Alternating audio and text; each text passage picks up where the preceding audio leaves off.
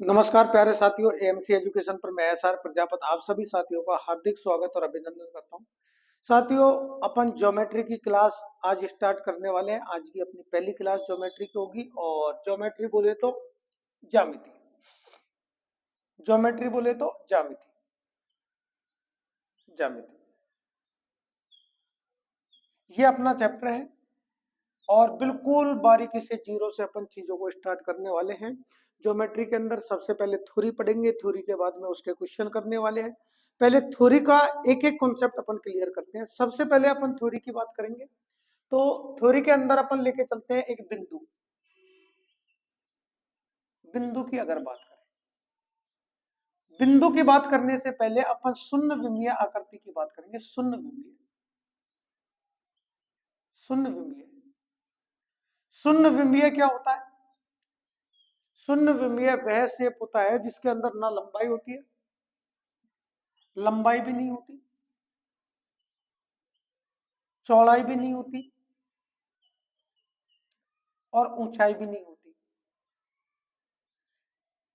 वह शेप जिसके अंदर लंबाई, चौड़ाई, ऊंचाई तीनों चीज नहीं हो उसे कहा जाता है शून्य विमीय, यानी कि जीरो विमीय शेप उसे कहा जाता है। एक बिंदु भी उसी के तहत आता है। बिंदु जैसे कि आप ये कहोगे कि साहब ये बिंदु है, इसको कहा जाता है जीरो विमीय शेप। बिंदु को क्या कहा जाता है? जीरो विमीय शेप, यानी कि इसके अंदर ना तो आप ये कह सकते हो कि साहब लंबाई है, ना चौड़ाई है, ना ऊंचाई है, कोई भी चीज नहीं है। इस बिंदु की अगर बात करें तो बिंदु एक वृत्ताकार गोला बनाता है। और बिंदु को मैं आपसे कह सकता हूं, अगर बिंदु की मैं बात करूं तो बिंदु के अंदर इंपोर्टेंट फैक्ट की बात करें तो बिंदु एक 360 डिग्री का कोण बनाता है। 360 डिग्री का एंगल बनाता है, कोण बनाता है। सबसे पहले बिंदु के बारे में ये बात है और क्लियर होगी आपके बात।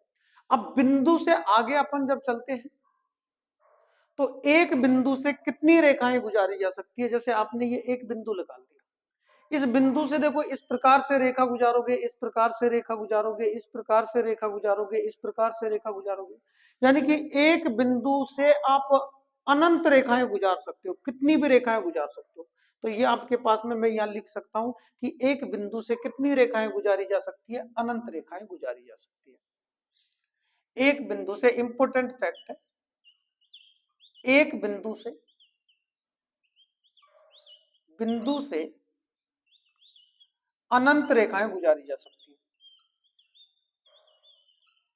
अनंत रेखाएं गुजारी जा सकती है, गुजारी जा सकती है। एक बिंदु से अनंत रेखाएं गुजारी जा सकती है, जबकि दो बिंदुओं से, कितने बिंदुओं से? दो बिंदुओं से। जैसे मैंने एक बिंदु आपके पास में ये ले लिया और एक बिंदु ये ले लिया, ये आपके पास में ए पॉइंट है, ए बिंदु है, और ये आपके पास में क्या है? बी बिंदु।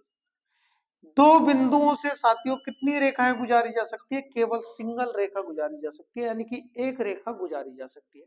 एक से अधिक रेखा आप गुजार सकते हो क्या? दो बिंदुओं से कभी भी एक से अधिक रेखा नहीं गुजार सकते हो।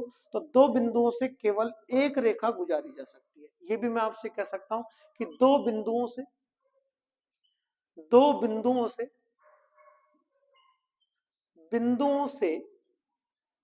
केवल एक रेखा गुजारी जा सकती है। केवल एक रेखा गुजारी जा सकती है। एक रेखा आपके पास में क्या कर सकते हैं? गुजार सकते हैं। क्लियर है? अब चलो, जैसे आपके पास में दो से ज्यादा बिंदु हो जाए, दो से अधिक यानी कि तीन या तीन से अधिक बिंदु। अब तीन या तीन से अधिक बिंदुओं की अगर अपन बात करें, जैसे तीन बिंदु आपके पास में आ गए, एक बिंदु ये हो गया, एक बिंदु ये हो गया और एक बिंदु ये हो गया। ये आपका ए बिंदु हो गया, ये आपका बी बिंदु हो गया और ये आपका सी बिंदु हो गया। अगर तीनों बिंदु परस्पर एक ही लाइन पर मिलते हैं, ये परस्पर एक ही लाइन पर मिल जाते हैं इस प्रकार से। अगर तीनों बिंदु परस्पर एक ही लाइन पे मिलते हैं उसे कहा जाता है संरेखीय बिंदु। क्या कहा जाता है? संरेखीय। तो ये अगर एक ही लाइन पे मिल गए तो इन्हें कहा जाता है संरेखीय बिंदु। संरेखीय बिंदु। संरेखीय बिंदु की डेफिनेशन क्या होगी? वैसे अपन रिवाइज करते रहेंगे, चीजों का कहीं प्रॉब्लम आने वाली नहीं है। संरेखीय बिंदु क्या होगा? जब आपके पास में तीन या तीन से अधिक बिंदु तीन या तीन से अधिक बिंदु किसी परस्पर एक ही लाइन पर मिलते हैं तो उन्हें कहा जाता है संरेखीय बिंदु। ये हो गए आपके पास में संरेखीय बिंदु। आगे अगर बात करें तो तीन या तीन से अधिक बिंदु जब एक ही लाइन में नहीं मिलते, परस्पर नहीं मिलते, अलग अलग जगह पर मिल जाए, मान लो कि एक बिंदु इधर मिल गया, एक बिंदु इधर मिल गया, एक बिंदु इधर मिल गया, अब इनको मिलाने पर तो एक ट्रायंगल का निर्माण हो गया, यानी कि एक त्रिभुज बन गया। तो क्या आप कह सकते हो कि साहब रेखा है? रेखा नहीं। इन्हें अगर तीन बिंदु, तीन या तीन से अधिक बिंदु अलग अलग दिशाओं में मिल जाए उसे कहा जाता है असंरेखीय बिंदु। असंरेखीय बिंदु। क्लियर है? सबसे पहले अपन ने बिंदु पढ़ा था। बिंदु क्या होता है? जीरो डायमेंशन होता है, यानी कि शून्य विमीय होता है। इसके अंदर ना लंबाई होती है, ना चौड़ाई होती है और ना ऊंचाई होती है। बिंदु की अगर अपन बात करें तो बिंदु से अनंत रेखाएं गुजारी जा सकती है। कितनी रेखाएं गुजार सकते हैं? अनंत रेखाएं गुजार सकते हैं। जबकि दो बिंदुओं से केवल एक रेखा गुजारी जा सकती है। क्लियर है? उसके बाद में था संरेखीय बिंदु। संरेखीय बिंदु क्या होता है? जब तीन या तीन से अधिक बिंदु परस्पर एक ही लाइन पर मिलते हैं उन्हें कहा जाता है संरेखीय बिंदु। जबकि अंश असंरेखीय बिंदु किसे कहते हैं? जब तीन या तीन से अधिक बिंदु अगर अलग अलग दिशाओं में हो उन्हें कहा जाता है असंरेखीय बिंदु। क्लियर? चलो आगे बात करते हैं। ये तो हुई आपके पास में जीरो विमीय शेप की बात। अब आगे की बात करते हैं। आगे आपके पास में जैसे कि मैंने आपसे कह दिया एक विमीय शेप, एक विमीय। अब एक विमीय जो होता है ना उसके अंदर या तो लंबाई मान लो या चौड़ाई मान लो या ऊंचाई मान लो, यानी कि एक चीज होगी। एक विमीय आकृति आपके पास में, जैसे मैं आपसे कह दूं कि रेखा, लाइन जिसे कहा जाता है रेखा। एक विमीय की अगर बात करें तो सबसे पहले अपन बात करने वाले हैं रेखा की। किसकी बात करने वाले हैं? रेखा की। रेखा क्या होती है दोस्तों? अनंत बिंदुओं से मिलकर के जो लाइन बनती है उसे कहा जाता है रेखा। जैसे कि ये अनंत बिंदु है और इनसे मिलकर के इनको पास पास में सटा सटा के लिख दिया तो इनसे एक रेखा का निर्माण होता है। इसी को क्या कह दिया जाता है? रेखा। इसकी डेफिनेशन में बोलना चाहूं तो इस प्रकार से बोल सकता हूं कि अनंत बिंदुओं से मिलकर के बनी लाइन को क्या कहा जाता है? रेखा कहा जाता है। जैसे कि मैंने आपसे कह दिया ये आपका ए पॉइंट है और ये आपका बी पॉइंट है। इस प्रकार से ये आपके पास में रेखा होती है। रेखा का कोई एंड पॉइंट नहीं होता, एंड पॉइंट नहीं होता। इसको कितना भी बढ़ाया जा सकता है, कितना भी घटाया जा सकता है। अब ये देखो इसका तीर का निशान जा रहा है, इसका मतलब इसको कितना भी आगे बढ़ा सकते हैं, इधर भी कितना भी बढ़ा सकते हैं, इनको कितना भी घटाया जा सकता है। इसी को क्या कह दिया? रेखा। इस रेखा का कोई एंड पॉइंट नहीं होता। क्लियर है?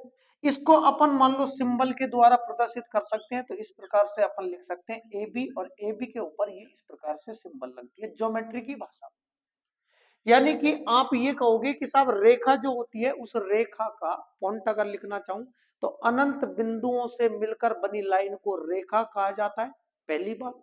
और इस रेखा का कोई एंड पॉइंट नहीं होता, इसको कितना भी बढ़ाया जा सकता है और कितना भी घटाया जा सकता है। क्लियर है? ये हो गई रेखा की बात। आगे अगर बात करें तो आगे जो अपना होता है वो होता है साथियों रेखाखंड। क्या होता है? रेखाखंड। रेखाखंड जैसे कि नाम से ही पता लग रहा है, रेखाखंड। रेखाखंड यानी कि रेखा का भाग, खंड यानी भाग। रेखाखंड क्या होगा? इसकी लंबाई आपके पास में निश्चित होती है, यानी कि ये आपके पास में ए पॉइंट है और ये आपके पास में बी पॉइंट है। इनके पॉइंट निश्चित होते हैं। ये ए पॉइंट है, इसका भी एंड पॉइंट होता है, यानी कि इसको बढ़ाया घटाया नहीं जा सकता, ये फिक्स होता है। इसका भी एंड पॉइंट होता है, इसका भी एंड पॉइंट होता है। तो इसको अपन कह सकते हैं रेखाखंड। इसे क्या कह सकते हैं? रेखाखंड। रेखाखंड का जो सिंबल होगा वो इस प्रकार से आप सिंबल इसको दर्शा सकते हो। ये आपके पास में इस प्रकार से पॉइंट हो जाएगा। उम्मीद करता हूं कि चीजें आपको आसानी से समझ में आ रही होगी। अगर आप कंटिन्यू बने रहोगे तो मैं कोशिश करूंगा आपको हर एक कंटेंट बहुत बेहतरीन तरीके से प्रोवाइड करवाएं। ठीक? रेखाखंड। रेखाखंड के बाद में आगे अगर अपन बात करें तो रेखाखंड के बाद में आने वाला है आपके पास में रे। रे बोले तो किरण। किरण की अगर बात करें, रे बोले तो किरण। किरण की अगर अपन बात करें तो किरण क्या होता है, इसके अंदर एक पॉइंट एंड होता है और दूसरा पॉइंट को कितना भी बढ़ा घटा सकते हैं। जैसे कि ये आपके पास में ए पॉइंट है और ये इस प्रकार से ये बी पॉइंट है। अब इसके एक भाग को कितना भी बढ़ा सकते हो, इसको कितना भी आगे ले जा सकते हो, अनंत तक पहुंचा सकते हो, लेकिन इसको आपको एक भाग को रोकना होगा। यानी कि मैं आपसे कह सकता हूं कि इसका एक भाग जो होता है वो एंड पॉइंट होता है, जबकि ये भाग एंड पॉइंट नहीं होता। अगर इसको ज्योमेट्री की भाषा में साथियों लिखना चाहता हूं तो इस प्रकार से सिंबल में इसका लगा सकता हूं। ये आपके पास में क्या हो जाएगा, ये आपके पास में क्या हो जाएगा, किरण हो जाएगी, रेखाखंड हो जाएगा। ठीक है, चलो आगे चलते। किरण हो जाएगी, रेखाखंड तो ये है, आगे चलते हैं। आगे जैसे कि आपके पास में दो रेखाएं खींच दी जाती है, एक रेखा ये है, एक रेखा ये है, दिख रहा है, एक रेखा ये है, एक रेखा ये है। ये रेखा आपके पास में ए है, ये आपके पास में बी है, ये आपके पास में सी है और ये आपके पास में क्या है, डी। अगर मान लो इनकी बात करो तो ये आपस में क्या है, समानांतर रेखाएं। कौन सी रेखाएं हैं, समानांतर रेखाएं। समानांतर रेखाएं क्या होती है, समानांतर वे रेखाएं होती है जो कहीं भी आपस में नहीं मिलती। अर्थात मैं इसको लिखना चाहूं तो इसको इस प्रकार से कह सकता हूं कि ए बी जो रेखा है, ए और बी जो रेखाएं है, ए बी जो रेखाएं है वो समानांतर, इस प्रकार से समानांतर का सिंबल होगा, वो किसके है, सी और डी के समानांतर। क्वेश्चन दिमाग के अंदर चल रहा होगा कि सर बी और ए लिख दे तो क्या ऐसे लिख सकते हैं कि बी ए समानांतर डीसी, बिल्कुल लिख सकते हो, है तो पॉइंट वही ना। तो उसी पॉइंट के अकॉर्डिंग अपन चल रहे हैं, ए बी समानांतर सीडी कह सकते हैं, सीडी समानांतर एडी, सीडी समानांतर ए बी कह सकते हैं और डीसी समानांतर बी ए बी कह सकते हैं। क्लियर, तो ये अपने पास में होती है एक विमीय सेप, यानी कि एक विमीय आकृति। अब चलते हैं आगे। देखो शुरुआत में क्लास आपको लोड लगेगी, लेकिन धीरे धीरे धीरे धीरे अगर आप कंसेप्ट क्लियर करते चलोगे तो उम्मीद करता हूं कहीं प्रॉब्लम नहीं आने वाली। क्वेश्चन आपसे देखो, अगर आपने धैर्य बनाए रखा तो धैर्य के साथ में आप चीजों को क्लियर कर पाएंगे। धैर्य सबसे बड़ी चीज है ज्योमेट्री के अंदर, अगर आप धैर्य खो देते हो तो आप नहीं सीख पाओगे। धीरे धीरे अपन ने छोटे छोटे पॉइंट से स्टार्ट किया और ये चैनल ऐसा है जहां मैथ की शुरुआत अगर बच्चे करते हैं तो बिल्कुल शुरुआत से आप मान के चलिए कि आपसे कुछ भी नहीं आता, वहां से आपको लेकर के और टॉप लेवल के एसएससी लेवल क्वेश्चन अपन करवाने वाले हैं। ठीक है, चलो अब आती है बात अपने पास में द्विविमीय की, यानी कि दो विमा की। दो द्विविमीय, द्विविमीय, द्विविमीय शेप की अगर अपन बात करें, द्विविमीय क्या होता है भाई साहब, जिसके अंदर लंबाई भी मिलेगी, जिसके अंदर चौड़ाई भी मिलेगी, यानी कि दो चीज मिलेगी, लंबाई चौड़ाई मिल जाए, लंबाई ऊंचाई मिल जाए। तो आप कहोगे साहब द्विविमीय क्या होगा, जिसके अंदर लंबाई चौड़ाई दो चीजें मिल सकती है। ठीक है, जैसे कि मैं आपसे ये कह दूं, सबसे पहला मेरा पॉइंट जो होता है वो होता है एंगल, यानी कि कोण। क्या होता है, कोण। कोण की अपन बात करें तो मैं इस प्रकार से, जैसे एक लाइन है और ये लाइन पर इस प्रकार से मैंने आपसे कह दिया ये एक ये लाइन है, इसे आप ये कह सकते हो, इसको इस प्रकार से ले लो, या फिर इसको कह दिया अपन ने एंगल, इसको अपन ने क्या कह दिया, कोण कह दिया। जैसे ये आपके पास में रेखा ए हो गई, ये आपके पास में ओ पॉइंट हो गया और ये आपके पास में बी पॉइंट हो गया।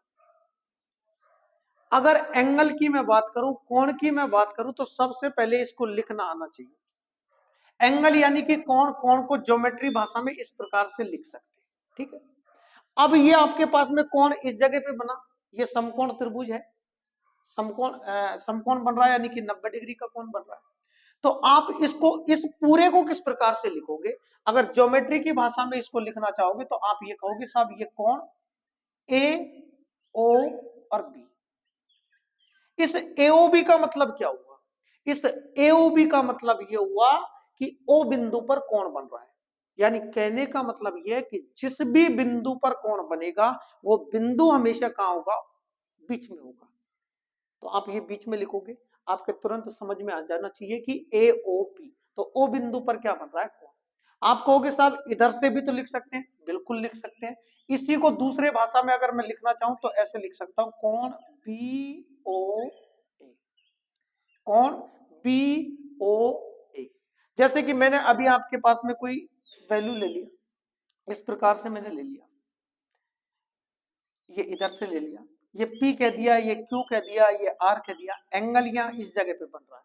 तो इसको किस प्रकार से आप प्रदर्शित करोगे? आप कहोगे साहब PQR, इसको कहोगे आप कोण PQR। आप कहोगे दूसरे तरीके से, बिल्कुल दूसरे तरीके से RQP, ऐसे भी बोल सकते हो RQP। इस प्रकार से आपके पास में एंगल बनेंगे। तो सबसे पहले अपन ने कोण की बात की कि कोण को किस प्रकार से लिखा जाता है, कोण होता क्या है। तो जिस भी बिंदु पे कोण बनता है वो बिंदु हमेशा बीच में होगा। क्लियर? उम्मीद करता हूं कि सब चीजें आपके समझ में आ रही होगी। अब आगे जब चलते हैं तो कोण को भागों में बांटा गया है। किसको बांटा गया है? कोण को। अगर कोण की अपन बात करें तो कोण को भी अनेकों भागों में बांटा गया। सबसे पहले मैं कोण की बात करूं तो कोण के प्रकार, कोण के क्या होंगे? प्रकार। कोण के प्रकार, कोण के प्रकार की अगर बात करें तो सबसे पहला अपना जो प्रकार है वो कोण का, उसे कहेंगे अपन न्यून कोण। न्यून कोण बचपन में आपने खूब पढ़ा भी होगा, नाम भी सुना होगा, न्यून कोण। न्यून कोण साथियों क्या होता है कि न्यून कोण का मतलब होता है, न्यून का मतलब छोटा, कोण यानी कि जो आपके पास में छोटा कोण बनता है। मैं आपके पास में इस प्रकार से कह सकता हूं कि ये एक आपके पास में लाइन है, ये इधर से है, तो ये इधर की तरफ मैंने ये कह दिया, ये आपके पास में एक एंगल बन रहा है, ये थीटा एंगल है। अब ये जो थीटा एंगल है ये आपके पास में ए रेखा कह दिया, ये आपको ओ कह दिया और ये आपके पास में बी कह दिया। अब जो ए ओ बी जो बन रहा है ना, ये पूरा का पूरा यहां से और यहां तक एंगल, ये पूरा का पूरा एंगल कितना बनेगा? 90 डिग्री। कितना बनेगा? 90 डिग्री। 90 डिग्री का एंगल न्यून कोण नहीं होगा, 90 डिग्री का एंगल न्यून कोण नहीं होगा। 90 डिग्री से जो छोटा कोण होगा वो आपका क्या हो जाएगा? न्यून कोण। तो देखो ये 90 डिग्री से तो छोटा ही बनाना भाई, ये पूरी लाइन कितने डिग्री की हुई? 90 डिग्री की। 90 से छोटा ही तो बनेगा। इसी को अपन ने क्या कह दिया, ये जो एंगल आपका बन रहा है ये 90 डिग्री से छोटा है। कौन सा एंगल बन रहा है? इस एंगल को कह सकते हैं कोण AOB। अब ये जो AOB बना है ना, ये 90 डिग्री से छोटा है। तो आप न्यून कोण की डेफिनेशन क्या कहोगे कि वह कोण जो 90 डिग्री से क्या होना चाहिए? छोटा। यानी कि जो थीटा है वो 90 डिग्री से क्या होना चाहिए? छोटा। 90 डिग्री से छोटा। इस प्रकार से अपन इसको प्रदर्शित कर सकते हैं, 90 डिग्री से छोटा। ये जो इधर ये चिमटा होता है, ये वाला, ये चिमटा होता है, ये जिधर खुलता है उधर वाला वैल्यू बड़ा होता है। तो आपका कोण तो छोटा है ना 90 से, तो 90 बड़ा होगा भाई। जब कोण छोटा है तो 90 बड़ा नहीं होगा क्या? 90 आपका बड़ा होगा। इसी को क्या कह दिया? न्यून कोण। क्लियर? अब चलो, न्यून कोण के बाद में दूसरा कोण आता है आपका समकोण। कौन सा कोण है साथियों? समकोण। समकोण, समकोण की अगर बात करें तो समकोण के अंदर एक जो कोण बनता है वो 90 डिग्री का, 90 डिग्री का बनता है। जैसे कि ये आपके पास में, ये आपके पास में जो कोण बना है ये 90 डिग्री का बन गया। इसी को क्या कह दिया? समकोण। इसी को क्या कह दिया? समकोण। अब जो समकोण होता है तो उसमें जो थीटा होता है, अरे ये थीटा ही तो है, ये कोण ही तो है, ये कोण ही तो है ना। अगर ये कोण है तो कोण जो है वो थीटा का जो मान है वो 90 डिग्री के बराबर होता है। 90 डिग्री के क्या होता है? बराबर। इसी को क्या कह दिया? समकोण। उसके बाद में समकोण हो गया आपका। समकोण के बाद में जैसे अगला अपन ले लें, एक होता है अधिक कोण। अधिक कोण, अधिक कोण की अगर बात करें, अधिक का मतलब ज्यादा, अधिक का मतलब क्या होगा? ज्यादा। ज्यादा की अगर बात करें तो आपके पास में ये इस प्रकार से ये 90 डिग्री की ये लाइन है, और ये भाई साहब ये इस प्रकार से 90 से बड़ा। देखो 90 से ये वाला एंगल, ये वाला एंगल, ये वाला एंगल जो आपके पास में ये ए कह दिया, ये ओ कह दिया और ये बी कह दिया। अब आप मुझे बताइए 90 तो ये हो जाएगा ना यहां से यहां तक। देखो 90 यहां से, 90 यहां से लेकर और ये जो डॉट डॉट लाइन है यहां तक 90 हो जाएगा। 90 से बड़ा है, और 180 डिग्री से, देखो ये इस प्रकार से लाइन होगी तो ये 180 बन जाएगा, ये पूरा 180 बन जाएगा। यानी कि 90 से बड़ा और 180 डिग्री से क्या होगा, छोटा, अधिक कोण कहलाता है। 90 डिग्री से तो क्या होगा, बड़ा, बड़ा बड़ा बड़ा बड़ा, जिधर खुलेगा 90 डिग्री से बड़ा होगा, लेकिन 180 डिग्री से क्या होगा, छोटा।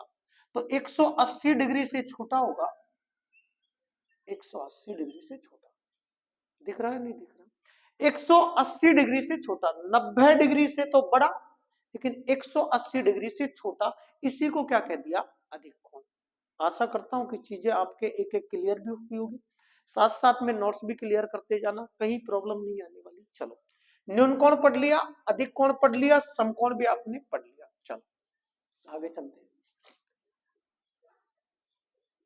अगला जो आपके पास में कोण आता है वो आता है सरल कोण, या इसको ऋजु कोण भी कहा जाता है।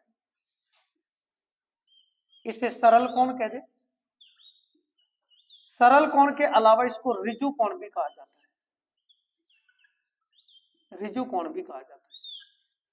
साथियों, सरल या ऋजु कोण की अगर बात करें तो सरल या ऋजु कोण क्या होगा कि वह कोण जिसमें कोण 180 डिग्री का बनता है।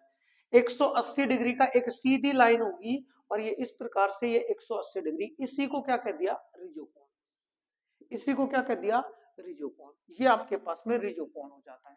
आगे अगर बात करें, ऋजु कोण के बाद में आ जाता है आपका वृत्त कोण। वृत्त कोण, वृत्त कोण के अलावा इसका दूसरा नाम भी दे देता है, वृत्त कोण के अलावा प्रतिवर्तित के प्रतिवर्ती कोण या रिफ्लेक्स एंगल भी इसे कहा जाता है। प्रतिवर्ती कोण क्या होता है साथियों, प्रतिवर्ती कोण की अगर मैं बात करूं तो देखो, प्रतिवर्तित कोण निकालने के लिए यानी कि वृत्त कोण निकालने के लिए क्या करते हैं, जैसे ये थीटा है, एक पूरा वृत्त कितने डिग्री का कोण बनाता है, 360 डिग्री का। अब ये मान लो मैंने कह दिया कि 30 डिग्री है, कितना है, 30 डिग्री। तो अब ये जो अंदर ये वाला मैटर बचेगा, ये वाला देखो, ये डॉट डॉट वाला लाइन वाला, ये जो बचा है इसी को कह दिया वृत्त कोण, इसी को कह दिया क्या, वृत्त कोण, वृत्त कोण। अब पूरे 360 में से ये 30 डिग्री के अलावा जो बचा वही तो वृत्त कोण होगा।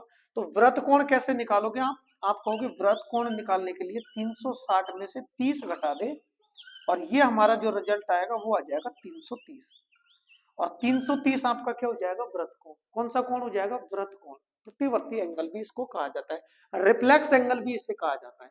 तो ये थीटा का मान 30 डिग्री, तो 30 डिग्री यहाँ पुट हो गया, तो 360 में से 30 गया।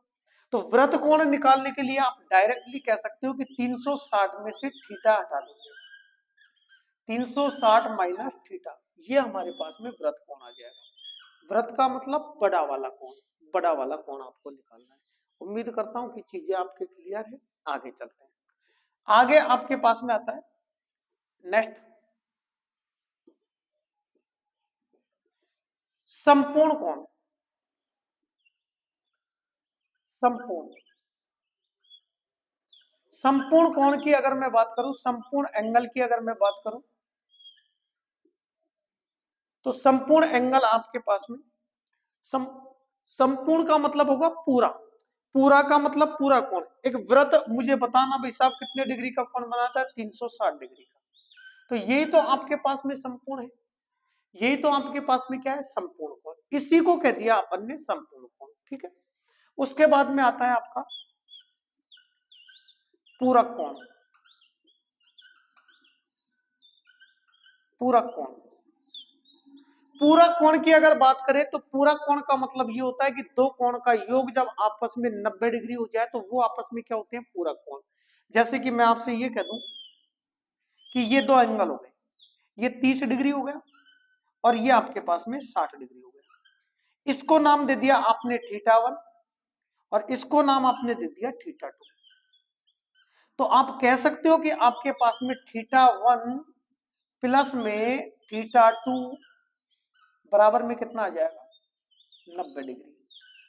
अगर थीटा, दोनों थीटाओं का योग, दोनों थीटाओं का योग अगर 90 डिग्री पहुंच जाता है, θ1 प्लस θ2, तो वो हमारे पास में क्या होंगे, कॉम्प्लीमेंट्री यानी कि समपूरक एंगल कहलाएंगे, यानी कि पूरक कोण कहलाएंगे, सॉरी पूरक कोण कहलाएंगे, कॉम्प्लीमेंट्री यानी कि पूरक एंगल कहलाएंगे। ठीक है, पूरक कोण, ये क्लियर है ना। अब चलो, संपूर्ण आपके पास में हो गया, एक होता है समपूरक, समपूरक, समपूरक कोण। समपूरक कोण के अंदर क्या होता है, समपूरक कोण के अंदर देखो, पूरक कोण के अंदर थीटा का योग 90 डिग्री होता है, समपूरक के अंदर आपके पास में इस प्रकार से ये रेखा होती है, और ये इस प्रकार से ये आपके पास में एंगल बन जाता है, एक एंगल ये हो जाता है, एक एंगल ये हो जाता है। मैंने मान लिया कि ये पूरा एंगल 100, देखो रेखा है, आप मुझे बताना ये सरल रेखा पर ये कोण कितने डिग्री का, 180 डिग्री का। अब 180 डिग्री का बनेगा, मैंने मान लिया कि ये आपके पास में 60 डिग्री है, तो ये कितना बचेगा, 120 डिग्री। बोलो, अरे भाई पूरी लाइन पे कितने डिग्री का बनता है, 180 डिग्री का नहीं बनता क्या, 180 डिग्री का बनता है। अगर ये 60 का होगा तो ये 120 का होगा, इसको नाम दे दिया मैंने θ1, इसे कह दिया θ2। अगर मान लो आपके पास में θ1 प्लस θ2, दोनों थीटाओं का योग 180 डिग्री है, इसका मतलब ये दोनों के दोनों आपस में क्या है, समपूरक है, समपूरक यानी कि सप्लीमेंट्री एंगल इन्हें कहा जाता है, समपूरक कोण इसे कहा जाता है। क्लियर चीजें, समपूरक हो गया, पूरक हो गया। अब इन चीजों की आवश्यकता कहां पड़ेगी, अभी क्वेश्चन करने वाले हैं अपन, क्वेश्चनों के अंदर देखेंगे एक एक चीज को, कॉन्सेप्ट आपका क्लियर होना चाहिए। जब तक आपका कॉन्सेप्ट ज्योमेट्री के अंदर क्लियर नहीं है साथियों, आप क्वेश्चन नहीं बना पाओगे, ये क्लियर मान के चलिए। ठीक है, चलो आगे चलते हैं। आगे होता है एक रेखिक कोण युग्म भी होता है, रेखिक कोण युग्म। रेखिक कोण युग्म की अगर बात करें तो एक लाइन है ये वाली, इस लाइन पे कितने भी सारे एंगल बन सकते हैं, कितने भी सारे। इसको मैंने कह दिया θ1, इसे कह दिया θ2, इसे कह दिया θ3, इसे कह दिया θ4। अगर θ1 प्लस θ2, θ3 और θ4, अगर ये आपके पास में सब 180 डिग्री के बराबर हो रहे हैं, इसको कह दिया अपने पास में रेखिक कोण युग, रेखिक कोण युग, रेखिक कोण युग। क्लियर है ना, तो ये रेखिक कोण युग हो गया। एक और आगे आ जाता है आपके पास में रेखिक कोण युग्म के बाद में, जैसे कि मान लो आपके पास में इस प्रकार से कोई कोण बन रहा है, इसके अंदर ये एक उभयनिष्ठ रेखा डाल दी, ये उभयनिष्ठ, तो ये जो एंगल होगा और ये जो एंगल होगा, जैसे ये ए मान लिया, ये बी मान लिया, इसको ओ मान लो, इसको बी मान लो और इसको मान लो सी। या जो एंगल बनेगा वो आपका, देखो आप पीछे पढ़ चुके हो, कौन बनेगा, ए ओ बी, ए ओ बी। आप कहोगे साहब बी ओ ए नहीं बोल सकते, बिल्कुल बोल सकते हो, बी ओ ए कह दो या ए ओ बी कह दो, ये वाला कौन आ रहा है। दूसरा कौन सा है, बी ओ सी, कौन, कौन बी ओ सी। अगर ये उभयनिष्ठ यानी कि कॉमन रेखा डाली है, तो ये दोनों के दोनों कोण आपस में क्या होंगे, बराबर, दोनों के दोनों कोण क्या होंगे, आपस में बराबर। क्लियर है चीजें, कहीं कोई डाउट हो तो कमेंट्स बॉक्स में कमेंट जरूर करना, आपको चीजें बिल्कुल एक एक साफ साफ और क्लियर समझ में आनी चाहिए। चलो, एक और होता है आपके पास में शीर्षाभिमुख कोण। शीर्षाभिमुख क्या होता है, जैसे अगर मान लो कोई बिंदु है, ये बिंदु, इस बिंदु पर कोई दो रेखाएं तिर्यक रेखाएं इस प्रकार से काटती है, कोई भी रेखाएं काटती है, इसे कहा जाता है शीर्षाभिमुख कोण, शीर्षाभिमुख कोण, शीर्षाभिमुख कोण। अगर मान लो दो रेखाएं एक दूसरे को किसी बिंदु पर काटती है, किसी भी बिंदु पर, कोई भी पॉइंट पर ये दो रेखाएं आपस में एक दूसरे को काटती है, इस प्रकार से काट दिया, तो इनके जो एंगल होते हैं ये आमने सामने के एंगल बराबर होते हैं। अगर ये एंगल आपका 30 डिग्री है, तो इसके सामने भी कितना होगा, 30। आमने सामने के कोण आपस में क्या होंगे, बराबर होंगे। ये जितने का होगा उतने का ये होगा। मान लो अगर ये 50 का होगा तो ये भी फिर कितने का होगा, 50 डिग्री का। इसी को कह दिया शीर्षाभिमुख कोण। कौन सा कोण है, शीर्ष। बहुत सारे क्वेश्चन बनेंगे शीर्षाभिमुख कोण पर, ठीक है। तो ये थ्योरी आपकी यहाँ तक की क्लियर है। यहाँ तक की थ्योरी के अंदर आपको कहीं भी किसी प्रकार की कोई दिक्कत नहीं होनी चाहिए। अगर दिक्कत है तो कमेंट्स बॉक्स में कमेंट्स करके बताना। आगे की क्लास में, नेक्स्ट क्लास में हम क्वेश्चन लेके चलने वाले हैं। बिल्कुल जो थ्योरी अपन ने पढ़ी है, इन थ्योरी को एक बार साफ साफ राइटिंग में अपने नोट्स बना के चलना। हम बिल्कुल जीरो से आपको हाई लेवल तक लेकर चलने वाले हैं। अगर साथियों आपको वीडियो अगर पसंद आई है तो अपने दोस्तों में ज्यादा से ज्यादा संख्या में शेयर कीजिए, लाइक कीजिए, चैनल को सब्सक्राइब कीजिए। आज की वीडियो में इतना ही, मिलते हैं नेक्स्ट वीडियो में। तब तक के लिए बाय बाय, जय हिंद।